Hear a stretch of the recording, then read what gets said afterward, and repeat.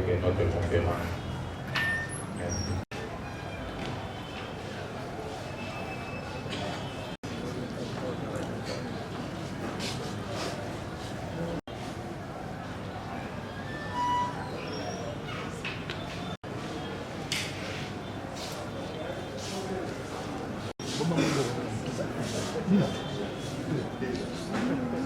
Bien et surtout d'assurer la défense et l'unité. Les secteurs sécuritaires, politiques, sécuritaires. La désolation qui règne dans certains territoires en masse, organisée. UDPS, viva! Viva! Viva! Viva! 17 dans le stade pour soutenir le chef de l'État. Il y a un autre outil, il y a un besoin. Et le progrès social parti de la IDPS,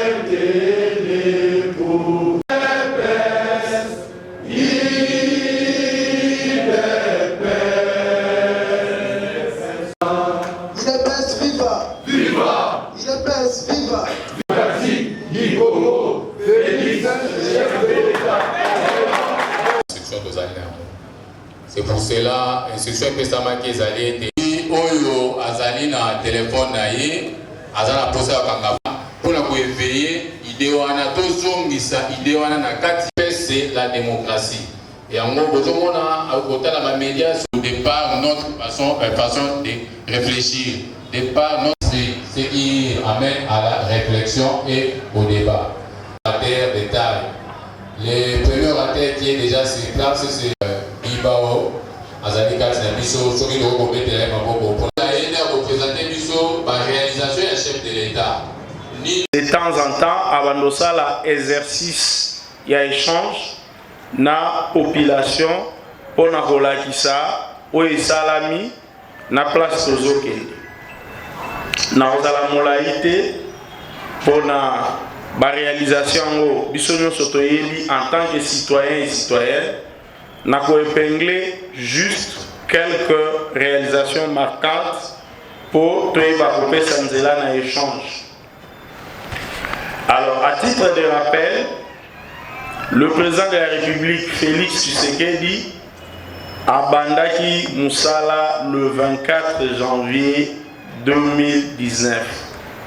Tilelo, le 17, Togoti 11e mois, je crois, donc le 10e mois, le 11e mois, Abandi co-exercé. Alors, tu constates nini en termes de changement. D'abord, sur le plan, il y a justice, il y a eu une mesure phare, fermeture, il y a Bakacho, Nyonso, il y a Aner. Lelo, Moutou Abizamana, nous victimes, il y a ANRT a saisir porter à mesure wanate. Mais Bandekoyo et la UDPS et les citoyens congolais dans l'ensemble, viva arrestation na ANR et belé bayebi c'est que c'est l'ANR. N'a cité mon ami Mouteba, le président sectionnaire et Apollinaire Kanza, viva qui ANR tant bakangaki bango. Biso baninga na bango toaki na pasi pour vous avez même pas sûr pour vous retrouver bango na bomoyi. Mais lelo grâce à président Félix Tshisekedi, Congolais moi ko tambola sous na banga te ke bako kanga membre de famille na ANR autant de jours, autant de semaines, autant de mois. Biloko wana esili. Lelo soko za na problème, c'est la police, c'est le parquet. Donc voilà une première mesure Oyo et biso à l'aise, biso tozaki ba victime, ya ba cacho, ya ANR. et à chaque fois bazokanga biso na bakasho ane tobanda okende okuta kaka bato ya baproblème ya politikité tokutana na bato le mosusu bawelela mwasi na général Songolo baweleli lupango na colonel Songolo ole esila na justice ekomi na aner. Donc mesure phare ya liboso en matière ya justice ezali fermeture ya bakasho ya aner. Donc voilà la première mesure phare. Bon, applaudit quand même pour le chef de l'État parce que là va de notre sécurité politique. Comme progrès réalisé, la liberté des manifestations. Les lots sur toute l'étendue de la République, ce qui va interdire une manifestation, c'est que la manifestation est salami conformément à la règle par rapport à la loi. Mais la manifestation, il y a des partis politiques, il y a opposition, il y a la société civile, et ça autorisé. Sauf sur nous à commettre infraction. Donc la liberté de manifestation sur le plan politique reste une réalité en République démocratique du Congo.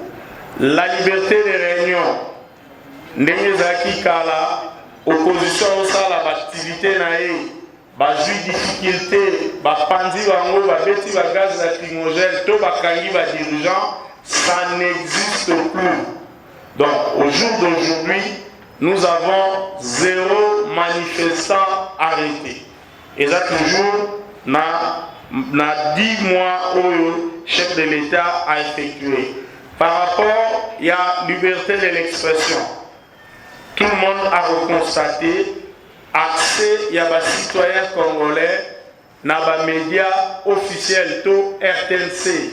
Et ça qui médias mongo dans le régime Akala réservé uniquement dans le pouvoir. Oh, il peut y avoir Jalelo, il y a un régime en place. Mais vous constatez avec arrivée, il y a M. Félix Tshisekedi de pouvoir, RTNC Lelo, Ezali ouverte, Naba Congolais, Nyonso, Naba Obalingaka chef de l'État, l'activité Nabango, isolée.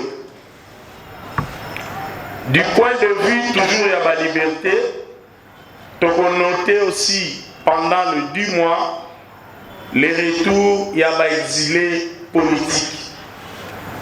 Avant le 24 janvier, Ndeko Moïse Katumbi Alain Congote était un exilé politique avec un procès où il était condamné sur le pays, il fallait Bakangaï.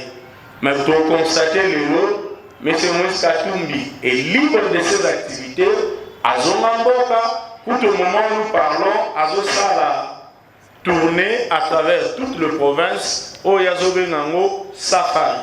Donc vous constatez que, du point de vue des libertés, nous n'avons pas de problème.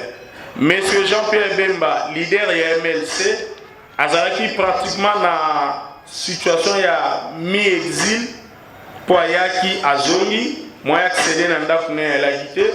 Au moment où nous parlons, avec une situation exilée, Azonga Imboka, Azo voyager, il n'est pas obtenu un meeting librement à travers le pays. Par rapport, il y a des prisonniers politiques. Voilà, il y a des symboles, des cas emblématiques. Mais des cas, ils ont été même Boussa Niamouis, tu es en exil. Oh, il y a Ndeko, moi, Njuni BMP, il y a Lucha, tu vas en exil, Dokolo, à un exil, donc, Bandeko et Belé, Bazalaki privé, dans Ozonga, dans Mboka, dans Bango. Mais grâce, il y a régime où la présidence, il y a M. Félix Tshisekedi, les Congolais baza libre, il y a Ozonga, dans Mboka, dans Bango. Donc, le Congo, au jour d'aujourd'hui, n'a aucun exilé politique. N'a 10 mois pas d'exilés politiques, pas de prisonniers politiques. Par rapport, il y a des prisonniers. Avant Fachi, comme président, tous les prisonniers politiques, ou même Bakombo et elle qui repris l'accord. Il y a le 31 décembre. mais aucun de ces prisonniers n'a été relâché.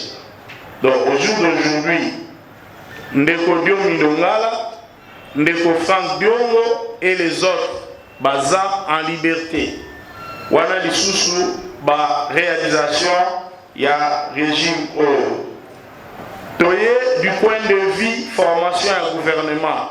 Toujours cité en haut parce que il va constituer un enjeu de taille pour le peuple congolais. Le peuple congolais a exigé que le gouvernement wana ezala un gouvernement y a un visage Yassika. Le chef de l'État s'est impliqué avec tous les acteurs politiques pour tenir sa gouvernement avec 76% ya bilongi Yassika. Oyo bakota na moibité, bakota na ba détournement teni na oboma bato. Et le wana ezalaki réalisé. Il y a aussi un souci du côté il y a ba jeunes, bato balinga mona ba jeune pe na gouvernement, le président de la République, na premier ministre na balinga ba participer na négociation, ba honorer biso, ba classer ba jeune ebelé, o baza na âge moko na biso belé tozawa Félix Tshisekedi a honoré jeunesse et esali eloko moko ya malamu masuki na ba jeune te ba mama pe o bazalaka respecté te na ba parti ebele biso Félix Tshisekedi andimi pour une fois il veut même arriver à retourner gouvernement pour exiger équilibre par rapport à la présence de la maman. Et la maman, dans la carte du gouvernement, vous constatez que le ministère a le ministère ya minene. Ce qui est aujourd'hui affaires étrangères, banda 1960, Tilelo, tout ça a plus de 40 gouvernements. Maman a le ministère des Affaires étrangères à la mais Félix a zone ici du Logoana, maman Yamayele, pour Azali Ebele, a commencé parmi Bango, à PESI, Affaires étrangères, to diplomatie, Yamboka. Et donc là, ça, considération au chef de l'État, Azanango, Naba jeune, Naba maman, Batata déjà, Bazaï servi pour Bazé Belé, mais à ce qui en a été, place Ngana qui marqué personnellement à PESI, la personne vivant avec handicap place. Autre benga handicapé. Parce que selon les statistiques, Mboka Nabiso, tozana au moins 11 à 12% sur la bonne sanité, il y a bateau baza handicapé. Né Félix Tshisekedi en tant que chef de l'État a joué Mama P parmi les handicapés à PESI place. Voilà, bon moto, tout humanise, où ils ont animé, chef de l'État dans le d'ailleurs, tout le monde a dit bah image. Où est-ce qu'il a qui, monde entier, maman ministre de la avait une difficulté au matin. Escalier, chef de l'État a aidé pour amatisaye, bazala na marche moko. Voilà, sens, il y a considération, il y a humilité, où ils ont animé notre chef de l'État. Côté de l'infrastructure,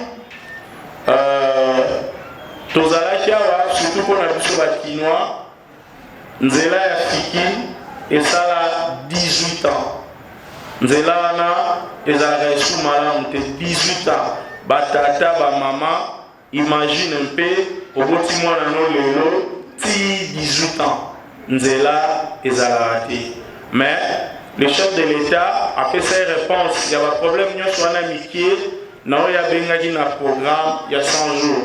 Nzela wana lelo ezongi. Kota Bokassa, c'est 20 ans. Donc, Boti du Mamouana, a bandi pe gobote lo bakoko, a yebite genzele zage sikawana, à part Oye, à Koutaki. 20 ans après, Nzela et Fungwani. Donc voilà, la réalisation, chef de l'État à Sali. Sur les 20 dernières années, Passinini, Toyoki, la République démocratique du Congo, par rapport à l'insécurité dans l'est du pays.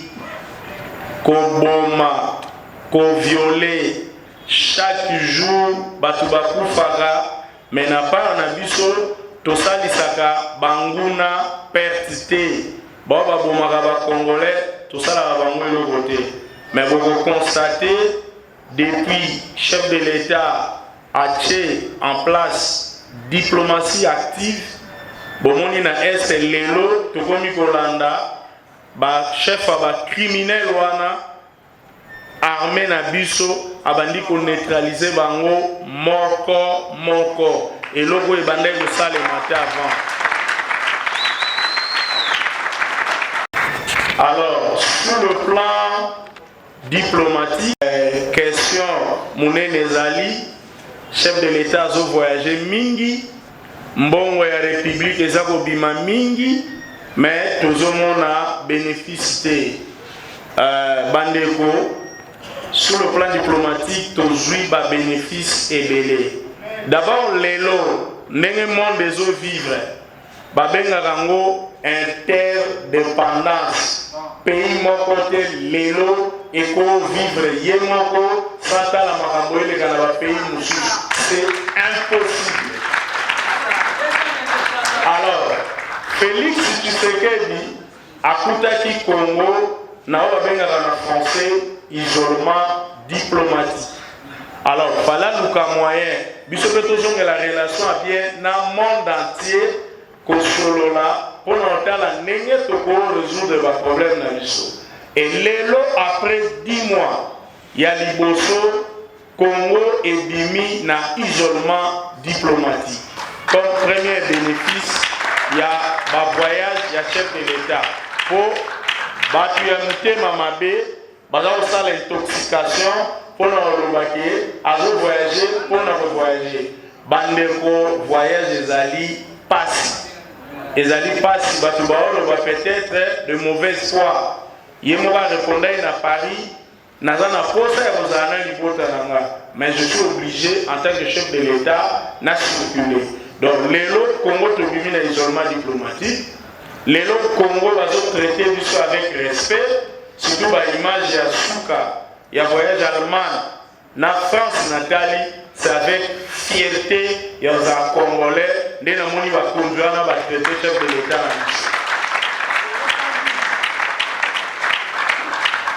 Tous à la fière, le chef de l'État n'a dit ça, à Longoli Bisso Soni. Et comme il y a une réunion internationale, on a des dirigeants qui télémi, avec admiration. Ceux qui sont pour apporter leur côté, avec admiration. Donc, les autres doivent saluer les retours du Grand Congo sur le plan international. Grâce à Félix Tshisekedi. Quelque chose à la difficile pour nous saisir en gros. Deuxième avantage, il y a un voyage, Ezali Mbongo. Nano tokangi madusu nyosuté, tozaka na 10 mois, impression que son dirait 5 ans, il fallait pour le capé ba moyen et pas ya ba paya. Ndé monaki na voyage union ce chef de l'État sali à permettre au pays ezwa 1,5 million de dollars. Il y a nyongoté, il y a accompagnement pour aider la République démocratique du Congo et qu'elle de l'avant. Et na bilan on va salir à l'objet voyage, n'a dépensé même pas encore 50 millions de dollars. Mais n'a éliminé plus d'1 milliard de dollars. Donc c'est grand avantage pour nous.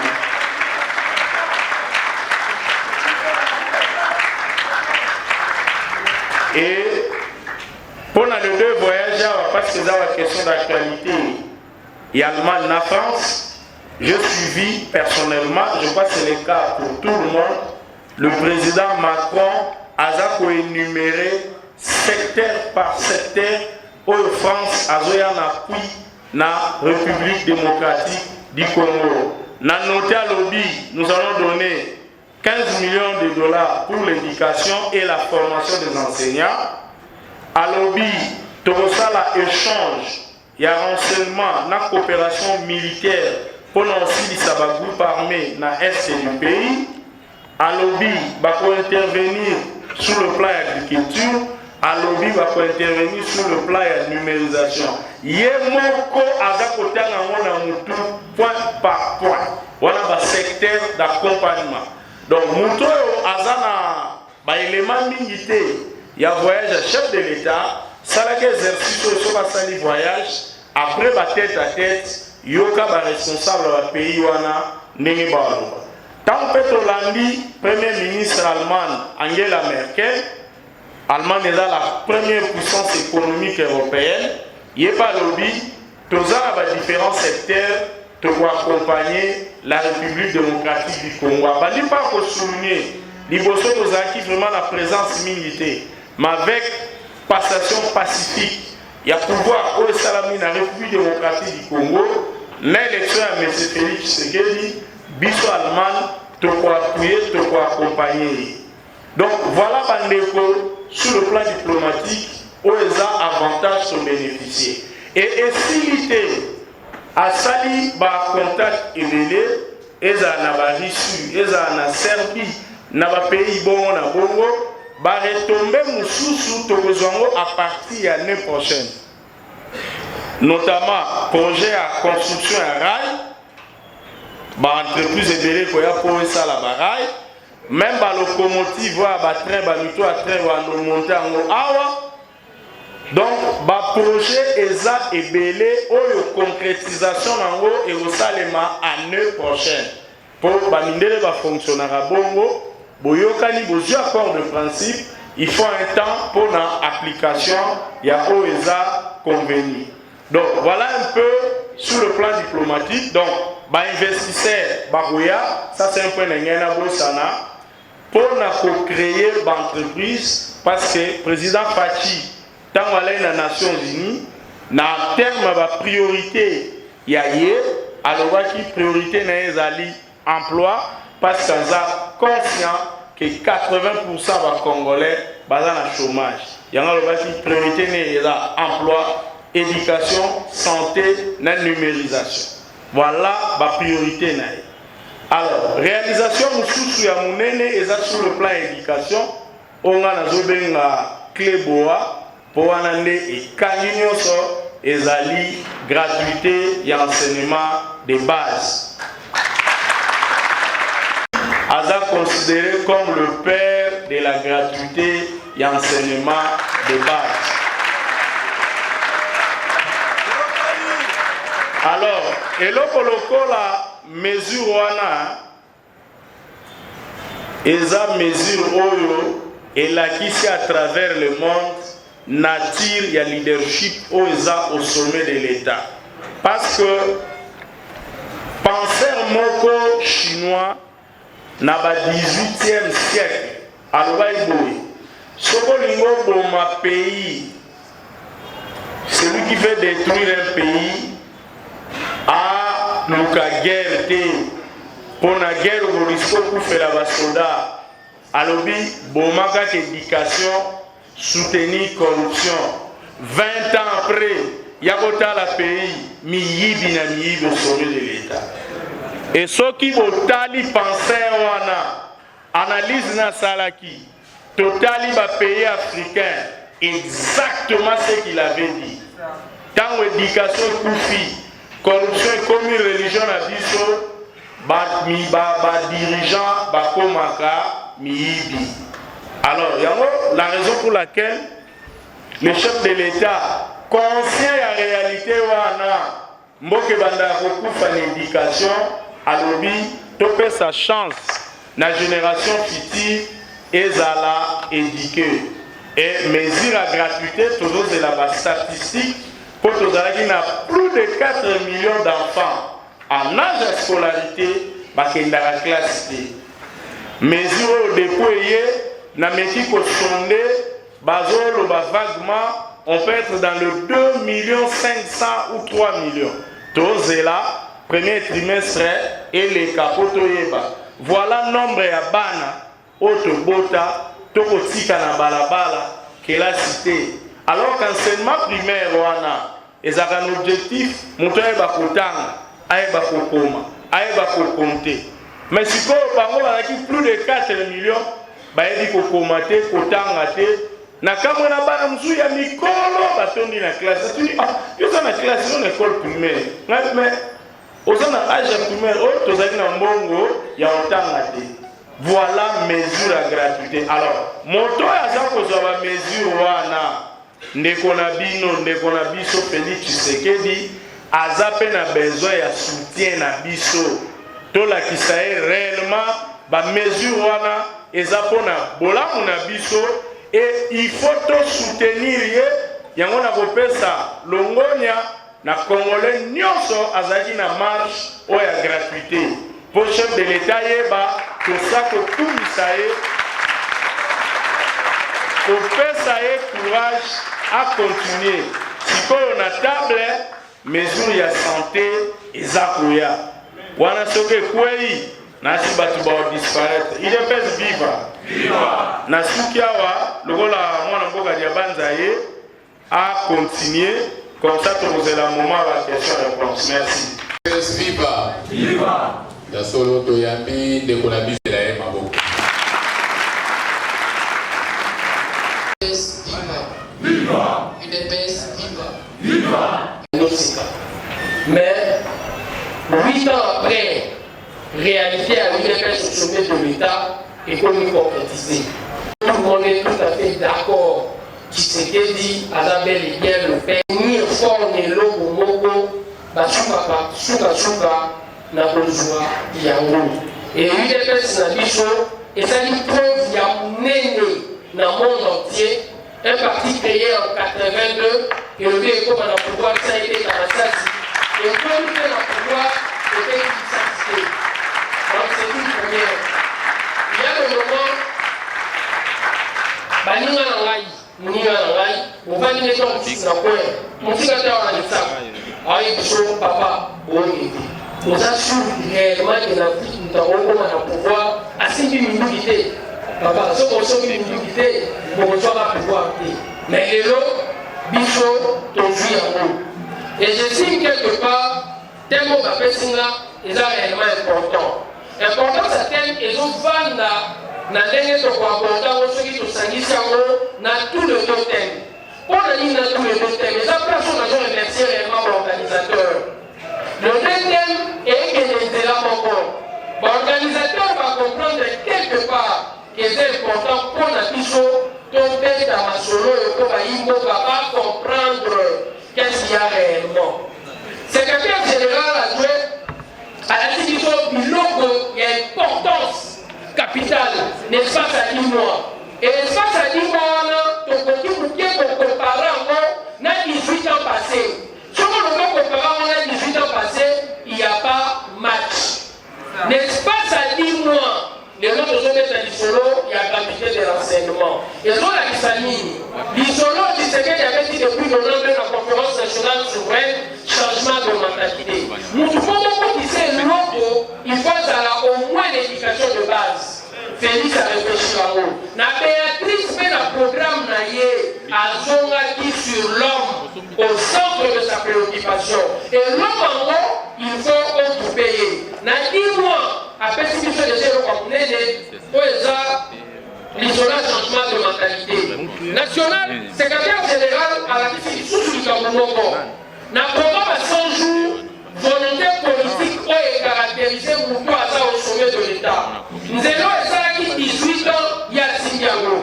Volonté politique. Pourquoi on va commencer à dire et aussi la mondialité, et aussi FMité, et ça n'a fond propre. Donc, nous, vous allez comme ça, la poste de la volonté politique. À la question de tout ce il y a une importance capitale, liberté. À tout condition, on va le pouvoir. Ce qui a une liberté, à une initiative, c'est le côté de Samboka. Mais, dans le cas de la liberté, Bakacho a l'air à Kani. Dans le cas de la liberté, d'exilier politique, les gens dans la safari. Dans le cas de la liberté, nous devons faire la droit au salaire mystique, nous sommes au salaire. Nous devons surtout dans le Congo, quand il y a des PSC, à vos salaires mystique, politique, nous avons tout lycéen, et pour les taper,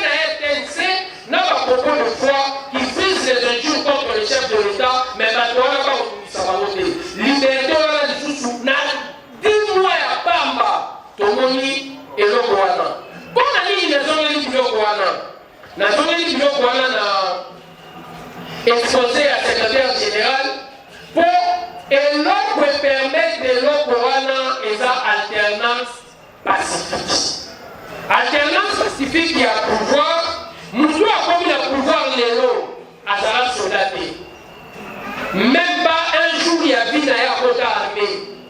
Seul eloko permettre ya koma na pouvoir eza UDPS. Donc elingo loba désormais na Congo, soki osali parti na yo, okoki koreve yo mpe lobi okokoma président, soki oza déterminé ndenge UDPS azala déterminé depuis 82. Na contexte oyo ya terme na ngai soki nakoti biloko nyonso secrétaire général alakisi eza biloko oyo congolais nyonso quel que soit ton bord politique il faut tosimba. Il faut tosimba leadership ya sika mpona elema monene oyo secrétaire général alakisi awa eza sécurité. Tomoni ye exe wana lelo bâtiment secrétaire général kosala combien d'années de guerre? Plus de 20 ans de guerre. Tokosala bango et guerre côté na bango koma lokwa normal ndenge ezali na Angola. Mais alternance pacifique elingi permettre déjà que guerre wana esila l'espace ya 10 mois. Et l'espace ya 10 mois wana soki Congolais comprendre te toperdre eloko oyo boyebaka te tozonga nsima makasi. Mpo nini nazongeli su biloko wana alternance pacifique na mbongo oyo esalama na 60. Kasavubu akoma na pouvoir grâce aux élections.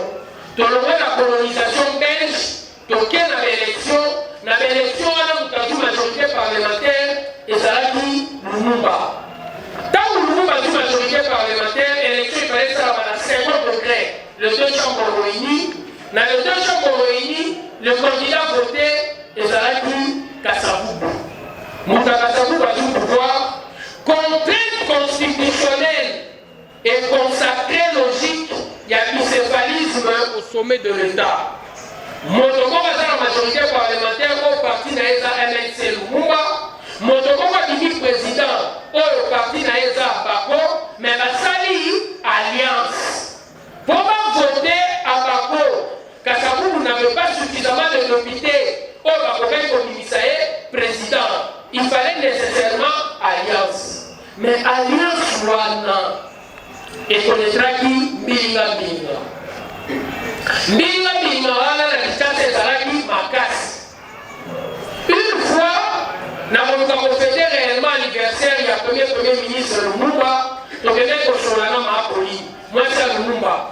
Alors il a dit ça, finalement au temps des arrasons, moi non les amis de ma pauvre amis à Roland. Oh ya moi si, na oh ya mobali François, bazalaki déjà pas présent na serre. Bakendaki Égypte pour nini, soki bazokende classe, ba militaire ya Bako, bazalaki komenacer voiture et jour mosusu babetaka chauffeur bakati ye na chemise. Na kobanga keneti babeti chauffeur bakokoma na bana, nasengaki Lumumba totinda bana place oyo bakozala na sécurité. Bamilitaire babetaki. Et comme ça, il y a deux parties au sommet de l'État et créé la première crise il y a septembre 60.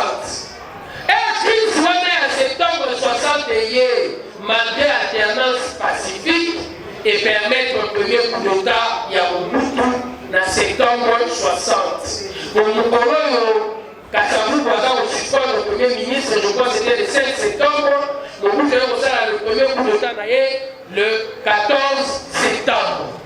Tant nous agit qui dit, après quelques mois à réhabiliter des Kasavubu, Lumumba Batikie, Libanda, Yamasano. Et Mobutu et permettre de bichoter Moga et Kende.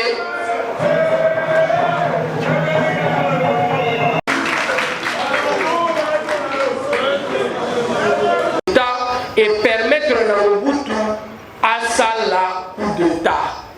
Waneza, troisième larron abimi. a réhabilité Kasavubu bazongisi Lumumba te et memiti Lumumba na liwa pona kozanga koyoka na wana et kozanga koyoka ne permettre te qu'alternance pacifique ezala consolidée pour démocratie et comme réellement vie à ba congolais. Tant Mobutu asali premier coup d'état et ça déjà l'autre continue à mito bato que par les armées nous pouvons résoudre des problèmes à caractère politique pendant que l'armée quand il résout un problème à caractère politique c'est par la force qu'il s'impose et ça solution malamu oye apporter. Tant ton équipe tant on sur la péripétie to vivaki Tchombe Azaki sécessionniste en 64 après plusieurs négociations toye kosala lisusu élection. Tant to sali élection en 64 moto azu majorité parlementaire eza konakat ya Tchombe. Tant azu majorité parlementaire du coup primature ezo revenir na ye. Élection il fallait ça en 65. Ndenge zalaki kaka les deux chambres réunies bakobimisa président. Kasavubu sachant que akozala lisusu candidat kozanga koyoka na ye na Moïse Tchombe ememi lisusu recette à liboso oyo basalaka na 60 recette ya koluka ko suspendre une fois de plus premier ministre. Tango eloko esalami troisième larron aye lisusu Mobutu aye na deuxième coup d'état na ye le 25 novembre 65. Et coup d'état à Touroyo, tant que yemoko alobi, tozui po tomoni ba politicien bazana mbilinga, tolingi to remettre le pays en ordre et puis tokozongi c'est la base civile. Tant wana Kouro ya joaki pouvoir et sali 32 ans. Et na 32 ans on a régné en maître. Au comment on a quelque part et l'autre pesa qui est prétexte pour Mobulu Waneya et Zako Zanga Koyokana Yaba leader au sommet de l'État. Kozanga Koyokana Yaba parti, la contrainte constitutionnelle et sali qu'il faut gérer à deux. Bicéphalisme. Et na combo la contrainte constitutionnelle wana tangu boyokani na alliance. Il faut ça le fort que alliance wana bo partager au peuple à Simbawo au nom de la paix. Au long na 64 toye lisusu. Histoire s'est répétée 3 fois. Lelo eza 4e fois. Toye lisusu na 92. Avec le vent et la conférence nationale souveraine, tant que perestroïka est soufflé dans la grande URSS, démocratie et comme réalité, il fallait réellement la partager dans le monde. Va à la conférence nationale et le 24 avril, ici chez nous, Mobutu a bien contenté aventure et multipartisme. Date historique, jour où elle est là qui comprenait mon émotion. Et après le Kowana, on a vu ici chez nous, 92 force, il y a opposition, la mouvance présidentielle au sommet de l'État. Et la force où il y a opposition, bateau yo bazala qui comme solo. Pour le compte de l'opposition, c'était bel et bien notre parti UDPS. UDPS au sommet de l'État. Bateau bazar même ma mouvance présidentielle et Zalaki impair. Kozanga koyoka na ya ba leader wana lisusu au sommet de l'État et memeli biso coup d'état na 97. Abdel Eye et du pouvoir na kati ya mboka oyo. Et tant que Abdel et du pouvoir na kati ya mboka oyo et sali quelque part que Mboka ezongi à 0. Processus autopota qui déjà la démocratisation na kati ya transition et commis coupé pour un coup de force mon sousou oyeyakaki au sommet de l'État.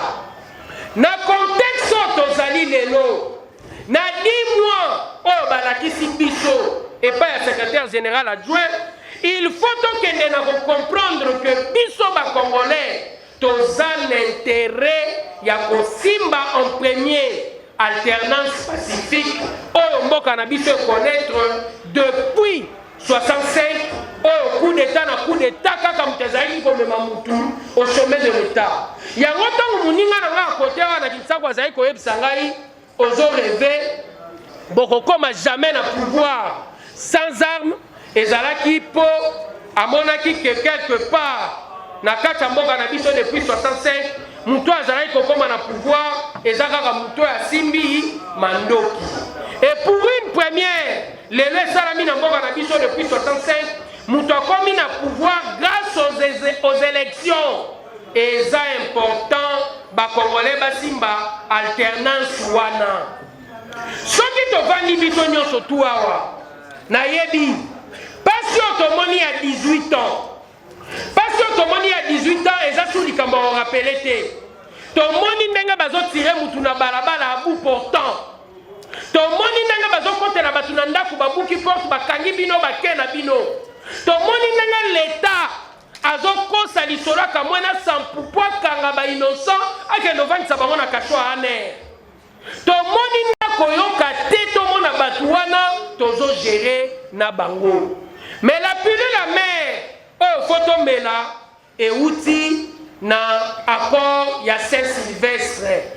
Na accord à Saint-Sylvestre déjà le président Tshisekedi, Kondo Tshisekedi, a montré déjà que nous étions dans l'obligation à négocier pour tout le caractérisage moko à douceur contre le régime au ezalaki konyokola ba Congolais. Et na le caractérisage joana à douceur tant que tu accord à Saint-Sylvestre et même qui biso la logique Kabila kotika la président pendant 2 ans pour organiser l'élection et le président Tshisekedi Yemoko a kozwa Sénésa.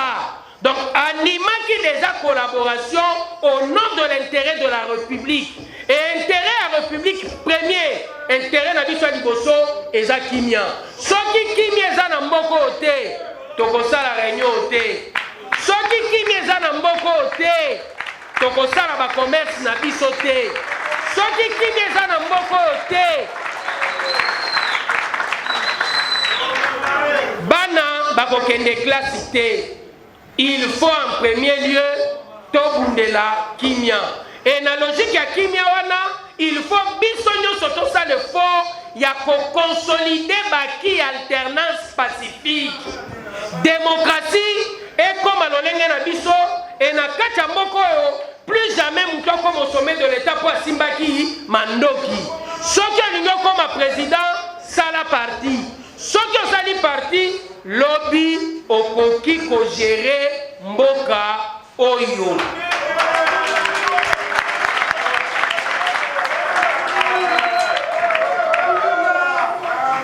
Et yangwana UDPS azana devoir ya kolakisa réellement na ba Congolais puis la mère otomeli ya régime enyokolaki bino parlementairement parlant majorité bimi pa na bango ndenge bimei pa Lumumba na 60 soki oye susu na 64 na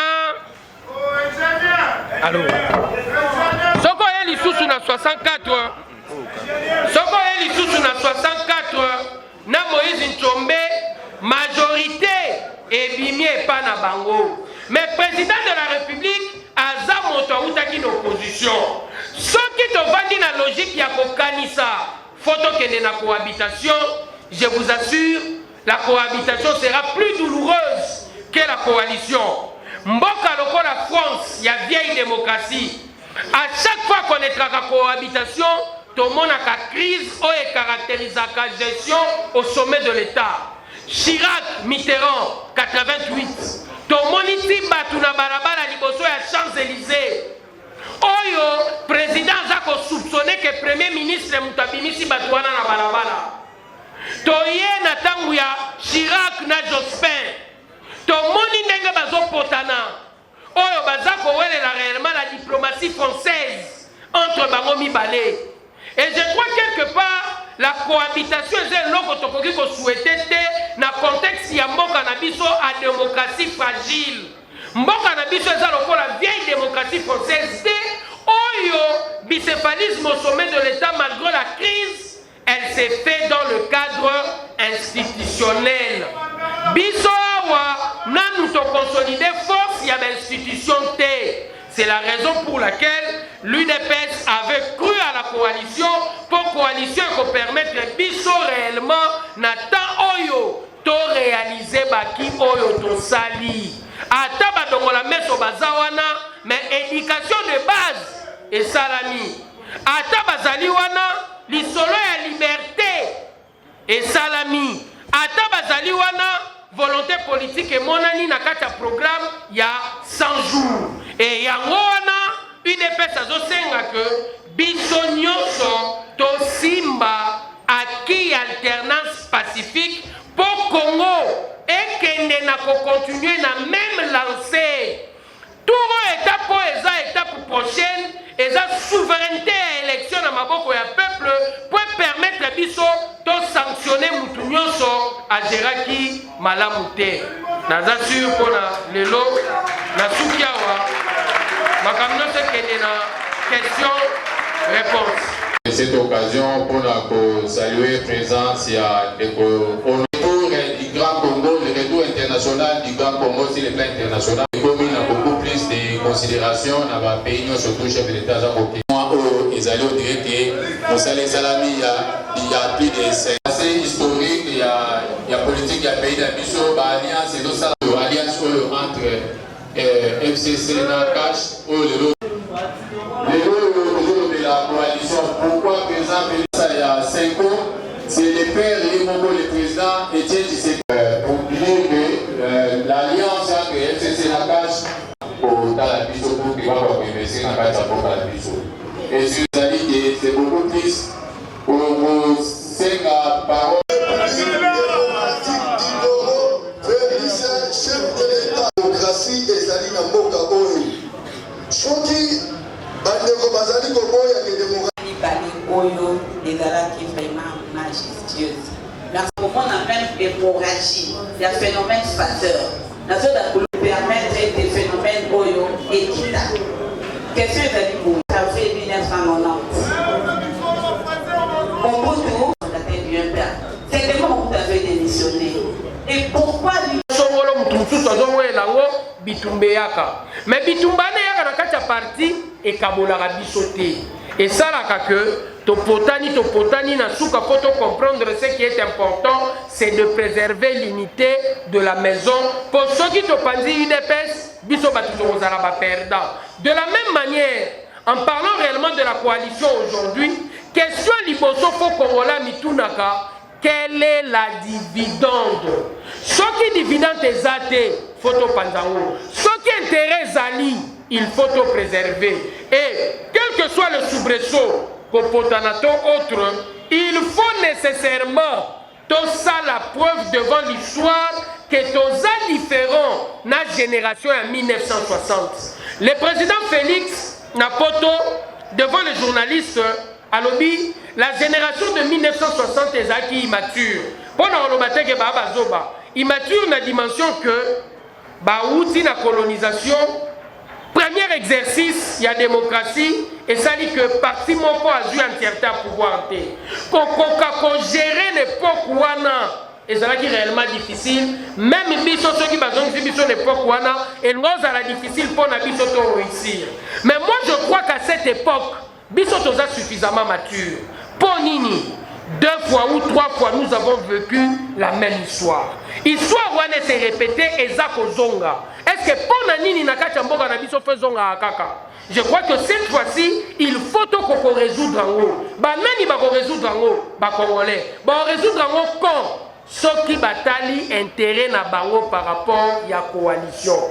Toza Nakacha Mboga Moko, institution, n'a commis na force te Nakacha Mitu Nabiso.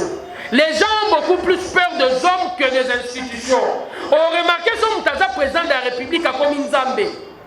Et nous adhérons beaucoup plus au leadership de l'homme qu'à la vision et au programme qu'il est en train de défendre. Et dimension Ananakacha Congo, UDPS a corrigé force na institution, na groupe. Et vous remarquerez, le président est arrivé au pouvoir. pouvoir nyonso na kati ya mboka otongo ezali kokoma depuis 65 ti lelo, il faut changer en premier lieu garde présidentielle. Pour mutu akomi ozala na confiance ya bato oyo akuti te. Mais biso tokomi na pouvoir, la même moura oyo bango moko moura bazali kokanisa baza bato ya Kabila. Félix, par une dimension pédagogique, azolakisa bango ke bozalaka garde ya président de la République. Même lobby, soki ya longwe, mutu akoya, batu wana désormais na mutu na bango bakoyeba ke tokengelaka président, mais tokengelaka mutu te. Et l'UDPS devait oser. Il fallait oser pour tolakisa na batu wana ba changer mentalité na bango.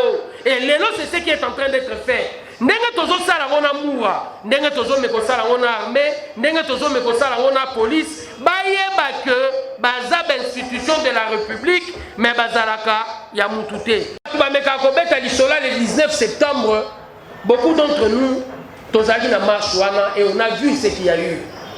Pour batu ba banda ko tumba, ba permanence eza herba beti mutuma sasi na 7e rue. Mutu akwei eza ngongo esui batu na kati ya marche pacifique ndenge nini bakoko tire biso à balle réelle eza ngonga wana nde les gens se sont mis à réagir et soki ozongi même la logique à bafiche ndenge toye na coalition c'est difficile de voir l'UDPS planifier quelque chose pour que nous même c'est leur PPRD eza pasi. Mais tout biloko nyonso esalami ya dérapage avec UDPS ont remarqué que ils ont acte, il y a réaction. Les combattants ou les militants sont en train de réagir à quelque chose. Il y a Liboso, Tozana Parlement, quelqu'un s'est permis réellement de dire de propos discourtois contre le président. Et l'UDPS a dit Makamumutuana lobby ton supporter voter. Et la preuve, il avait compris qu'à l'Obama bêtise, il a encore fait le média pour s'excuser. C'est comme ça les militants ont réagi. Bah réagir n'a pas propos à ma mère Moutouana Lobaki. Aujourd'hui, une époque à corruption. La corruption, et c'est loko na kati mboka na biso to komisa loko la monnaie courante. Et UDPS est un espoir changement. Bah militants ba kokai ko supporter te que Moutoua UDPS ba pesa mbongo a voté sénateur Moussoussou en dehors il y a sénateur Obatelier na liste à parti. Et je crois l'acte posé par UDPS na réaction Anna, c'était un rappel à l'ordre à toute la conscience collective congolaise. Et là qui s'en a pas congolais, toujours à corruption, que l'on malamu teza et loko yamabe, oui, il y a eu des rapages. Mais réaction on est outil na nini, na scandale. Et moi j'estime quelque part ce qui s'est passé avec le PPRD, tant que basali discours, il y a Lubumbashi, Nerochadari, Alobaki Makamba Malamu Temini. L'UDPS n'a pas réagi. C'est les Congolais de Lubumbashi qui sont sortis après leur activité pour Balakissa, mécontentement na bango. Aucunement militant UDPS a yaka alobi biso bato UDPS muto sale loko jamais. Oye liboso même ligne. Bakitisi effigie à Kabila forêt vers quelque chose. Ce n'était pas les militants de l'UDPS. Et ça va coopérer au basala kawana mutu bakitisa ki yango. Ça n'a rien à voir avec l'UDPS. Mais Nakacha PPRD, les gens doivent le comprendre qu'est-ce qui est en train de se passer. Et ça n'a batu ba monanité na gouvernement. Na 18 ans oyo PPRD sali na pouvoir, batu wana bazanga kate na ba poste minene ya responsabilité. Soka za na portefeuille ya ministère à munene te, aza na poste moko na parlement to na nini. Et le nom ya batu wana nyonso eza connu. Pour qu'on soutien à la communauté internationale, Banque mondiale, FMI. Tous les gens pour nous, on appelle les politiciens sous collègues à la TV, au Congo, photos au Libanda, Europe pour la développer et ça plan Marshall. Un plan Marshall et ça américain. Net guerre mondiale et les cas qui en Europe et non chez eux, économiquement, comment qui fort et soutenir l'Europe dans le plan Marshall na 13 milliards. Mboka pour la développer, quelle que soit votre potentialité. Dans le contexte, il y a lelo, oza na besoin ya soutien. Ndenge kaka secrétaire général adjoint te kolobango interdépendance. Brésil eza lelo, États-Unis a défi ça 13 milliards. Et j'estime quelque part que Banque mondiale a éli ba condition ya bilonyo balingi lisusu komonaka na gouvernement te. Non pour baza bilongi mabe, mais tout simplement pour batouana gestion na bango ezalaki gestion ya mabe.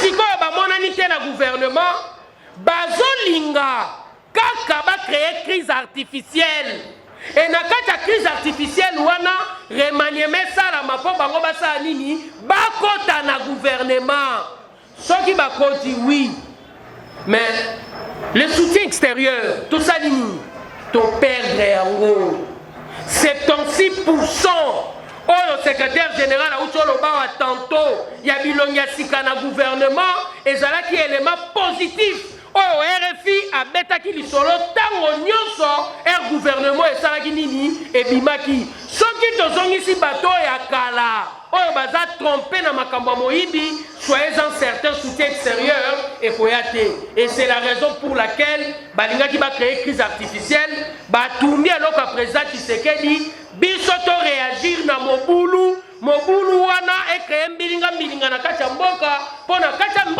mbilinga wana tovanda na table mpo bango bazwa musala réseau ya makambo bazoluka yango wana ebilongi ezosala makambo wana eza konu soki todénonce bango te bakoki omema mboka na nsima lisusu coalition po besoin nango eza kaka intérêt de la paix topusana bapeuple bakosanctionne bato nyonso oyo bagéraki malamu te.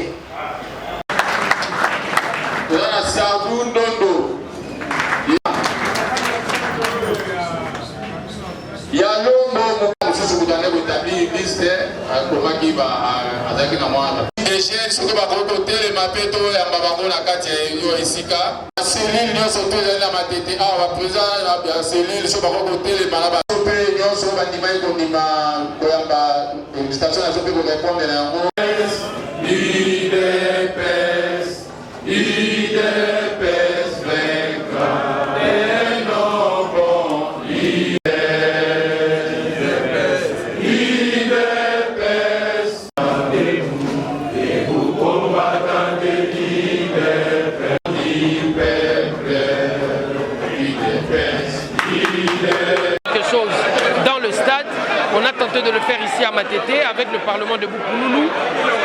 Ce que nous étions en train de poursuivre en premier, c'est communiquer sur l'importance de la coalition FCC Cash. Et au nom de la paix, nous avons tenté réellement d'expliquer tant bien soit peu que nous en avons besoin.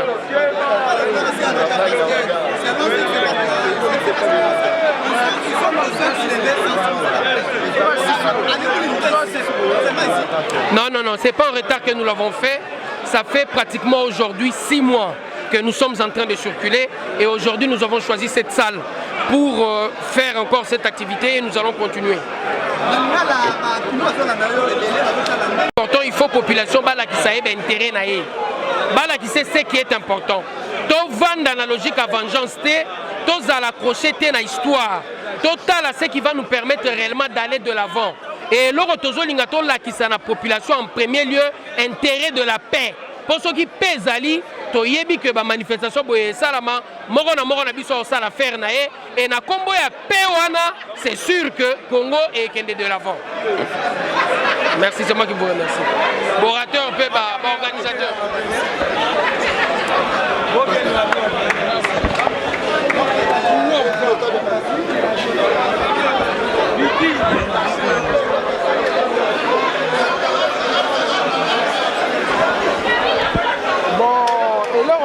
ezaka oyo te tosali eza na cadre ya sensibilisation oyo moko za témoin awa na salle eza même baréalisation mosusu ya chef de l'état bato bayebi te même importance ya Bon, par rapport à cette conférence, l'essentiel était... Vous filmez Par rapport à cette conférence, l'essentiel était d'abord de faire passer les messages du chef de l'État, donc accompagner le chef de l'État dans ses actions. Parce que jusqu'à présent, il y a un problème de communication dans les sièges du chef de l'État. Les actions du chef de l'État ne sont pas beaucoup vulgarisées. Et aussi, l'alliance entre l'UFDP, l'FCC et le CACH n'est pas bien compris par la grande partie de la population. C'est pourquoi on tenait à organiser cette conférence pour une sensibilisation des masses, que chacun des Congolais puisse avoir l'explication correcte et les tenants et les aboutissants de cette alliance. En fait, cette alliance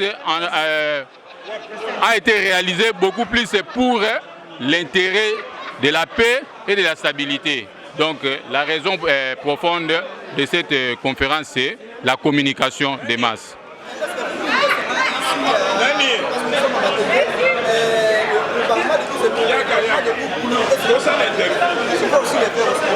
Bon, comme on l'avait dit au début de notre intervention, le Parlement de Boupouloulou, c'est juste un nom. Le Parlement de Boupouloulou, actuellement, le Parlement de Boupouloulou, c'est un état d'esprit. Par cet état d'esprit, nous voyons la réflexion, les débats autour de la chose publique. Et maintenant, nous allons nous étendre dans l'ensemble des communes de Kinshasa. Après Matete, ça sera bientôt Limité, Lemba, et puis nous serons au collège Boboto dans les jours qui viennent pour vulgariser cet esprit de Parlement debout. Donc, on veut remettre les débats au centre des préoccupations de tous membres de l'IDPS et des Congolais. On ne veut plus de partis messianiques où il y a quelqu'un qui parle et les autres écoutent. C'est ça l'esprit même des pères fondateurs de l'IDPS. C'est ça. Merci. Mon nom c'est Adonai Kalonji. Je suis membre du Parlement de Boupouloulou. Je m'occupe de la coordination. Merci.